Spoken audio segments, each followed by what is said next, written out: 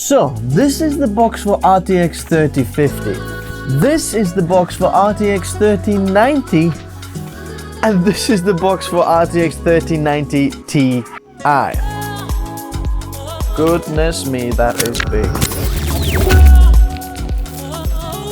Nvidia says that this is meant for creators, so let's have a look if you as a creator should be excited about it. Also, you think RTX 3090 is a new thing? Well, actually, this GPU has existed already, but under a different name, but now it's called RTX 3090 Ti. Looking for a cheap way to license your Windows? Check out WhoKeys through the links in the video description. Make sure to use the code TN20 to get a 30% off. Paste the license to the activation settings and you're all done. This license is for Windows 10, but you can upgrade it to Windows 11 for free. They also offer Microsoft Office 19 license. Use the same code TN20 to get a 30% off. Check out whokeys.com in the video description below. Now, I want to do the unboxing of this, but bear in mind this is a review unit and I'm, I think, second or someone third, something like that, person who actually gets to unbox this, so it might not have all the, you know, nice peels on and so on.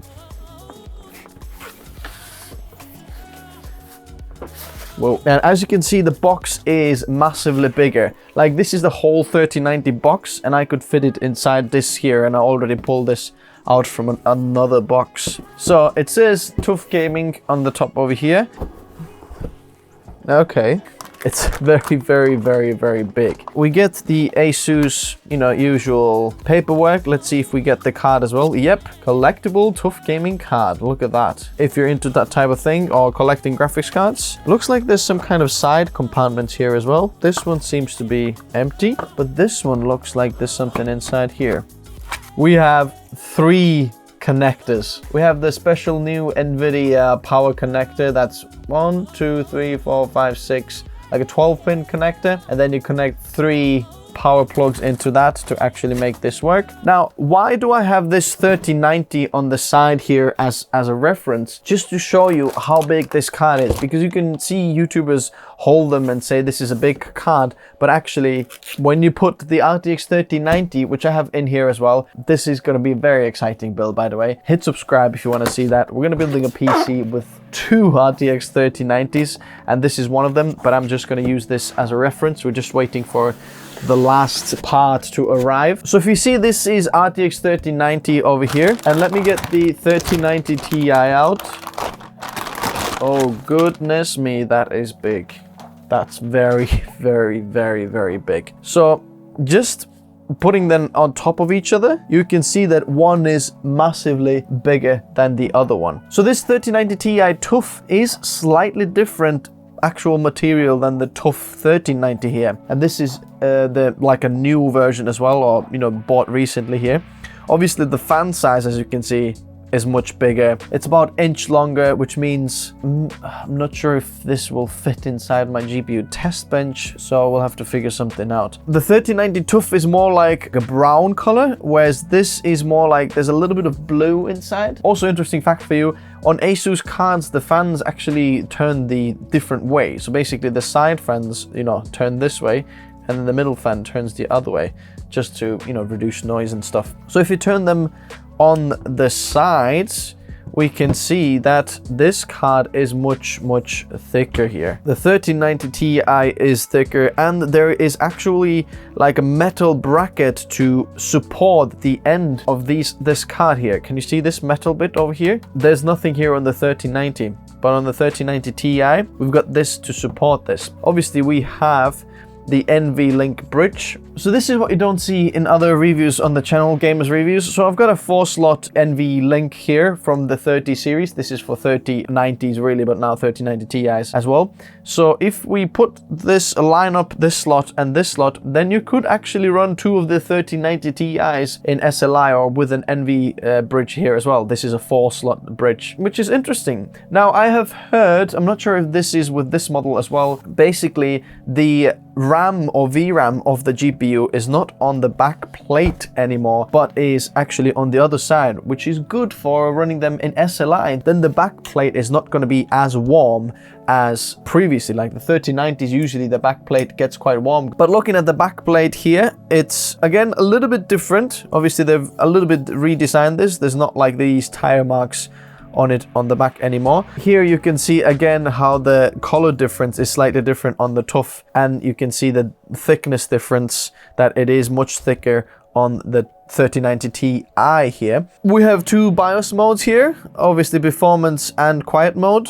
Interestingly, I'm not sure if you've seen this here, there is actually extra 4-pin plugs here as well, which is interesting because this is just the 12-pin, as you can see here. Another thing I've noticed over here is there's a bit more like reinforcement in terms of the chassis and the chassis bending, just because it's so big and massive. Can you see these metal like a bridge structures here that go through? Yeah, over here as well, you can see it all the way around, just like an extra structure to kind of make sure that the card's not bending when you put it inside your system. We do have a little bit of RGB on the side here, but this is like a weird place for this because look, if you have this here, this is just gonna cover it, and like it was previously as well on the TUF cards, as you can see here, it's like you can see it underneath a little bit, but it's covering this. Why don't we move the power plug like on the back over there, or somewhere, you know, a little bit different so it's not in front of the TUF? But hey, if you're looking at the I/O of the cards, then you can see that the Ti has exactly the same slots as the RTX 3090, so no extra slot. Now, if you previously thought that the RTX 3090 is the top of the line of the cards that Nvidia has released and everything else gets binned down to the bottom ones,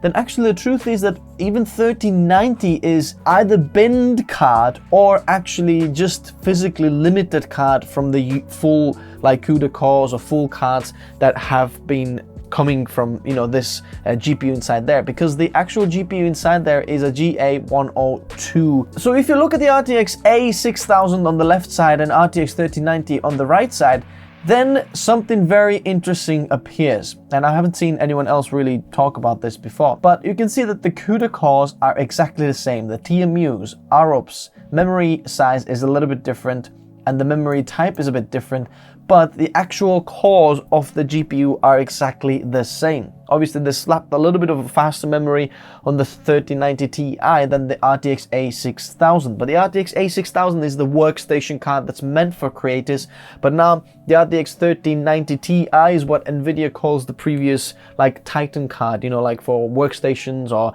big creator card. But basically what has happened is they've just taken the RTX A6000 card, you know, GPU, taken some of the memory off, slapped a bit of a faster memory on, and then pushed much more power through than the RTX A6000. You can see that everything else is the same on these cards, and if you look at the relative performance, we can see that the A6000 is slightly slower than the 3090ti over here, and 3090ti is slightly faster than the 3090, but we can see that the clock speeds are a little bit lower on the A6000 just because they're wanting this to be, you know, on workstations, and often they run SLI, and the actual cooling is, rather than having three, you know, fans like this, the turbo cards, which means there's just a blower cards and they blow the air through. It runs a little bit lower wattage than even RTX 3090, as you can see, 300 watt rather than 350 watt on the 3090. But the rendering configuration is exactly the same. Like the memory type is a little bit different, which means the memory bandwidth now is 1008 gigabytes per second on the 3090 Ti, and the A6000 is 768 gigabytes per second. Check this out. TDP 450 watts. It's basically a little bit more power pushed through the RTX A6000 with just a faster memory as well, and having 24 gigabytes rather than 48 gigabytes. Now, while we're plugging the graphics card in, the interesting thing over here is that the minimal power supply requirement is 850 watts. And if you're thinking that, oh, I can just daisy chain like the, you know, connectors of my PCIe connectors, the 8 pins, you know, to each other, and I don't need 3 separate connectors, then you actually do need 3 separate connectors to get this working, because each PCIe cable from the factory or from the power supply is rated at 150 watts per cable. So if this is pulling 450 watts, then 2 cables aren't enough because they only give 300 watts and the PCIe slot will give extra 75 watts. So you're at 425. So you do need 3 separate cables to push 450 watts to this GPU. And this is an absolute big jungus of a GPU, and this really fits really well with the design of this case over here. I love the big aesthetics. GPU sag, there is some, but it is minimal. I'm using a 1200 watt power supply here. Not sure if you've seen this build. This is the Z690 Pro Art build. 12900K, you know, absolutely beast of a system. I wish we had this graphics card before because that fits into this theme even better. Okay, graphics installed. Let's have a look. Nvidia RTX 3090 Ti. Okay, this is instantly putting some stress on the GPU. 447 watts. I can instantly hear a little bit of whizzing and stuff of all the power going through. That's a little bit odd. It's definitely coming from the graphics card, and it's nicely gonna heat up the room here. It's warm. I mean, 449 watts, that's absolutely insane. But the interesting thing here is usually this graph goes a little bit slower to maximum. Like it will kind of take some time to heat up, but looking at, you know, like with this graphics card, it actually heats up and very quickly, like within 30 seconds or something, and then it's just gonna stay there. Like we're maybe slowly climbing, 65 degrees roughly. GPU memory is 74. So let's leave it to run for a little bit and then let's see how high has the temperatures climbed. Looks like the graph is not getting any higher. We've kind of plateaued over there, and it's pretty much what it's been since the beginning. It hasn't risen much. And we are about 65 degrees on the GPU temperature, which is very, very good. So bigger fans, bigger cooling actually, you know, makes it work, and we're able to cool down 450 watts from there. But look at that, 580 watts from the power supply being pulled here. That's quite insane. So let's say if we do this. Okay, there we go.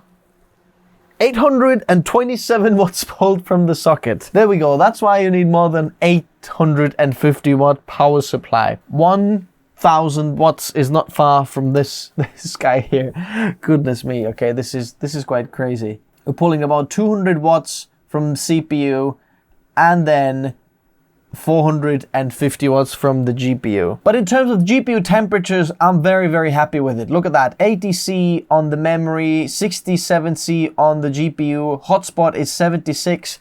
I mean, this is not much different than the RTX 3090 TUF, which is very well cooled and very well balanced GPU. So is the cooling enough for 450 watt GPU? Yes, it is actually enough, and it's doing quite a good job. But if you do want to know how does this perform in other creative benchmarks and applications, you know, video editing, photo editing, 3D rendering, and so on, then stick around for the full review of this card. This is just initial little thoughts, hands-on, checking out the temperatures and so on, if it actually works. Stay tuned for that. I'm gonna put it in my test bench over there and start testing it right now. If you do want to check out this card, I'm gonna try to leave it in the description below. Hopefully this hasn't sold out by the time you're getting this. Oh, and the last thing we want to mention is price. Now the price for this is roughly around $2,000. MSRP, you know, somewhere around there, 2,300, somewhere around there. I mean, check out the latest pricing in the description below, but you might be thinking, flipping heck, this is insanely expensive card, and is it worth it over the 3090? Now, it might not look so appealing if we look at the card over the RTX 3090, because 3090s now, these two we bought about 1800 quid here in the UK. That's very good pricing for the 3090. Then to have extra $500-600 for this 3090 Ti doesn't look that appealing.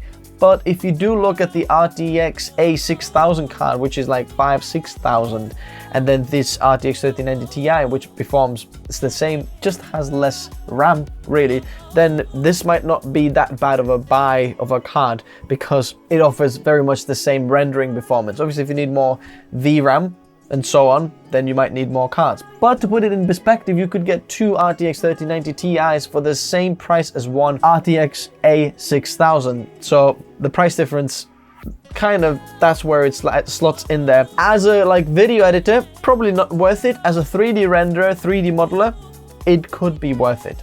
Thanks guys for watching. Like if you enjoyed it, subs if you'd like to see more, and I'll see you next time. Bye bye.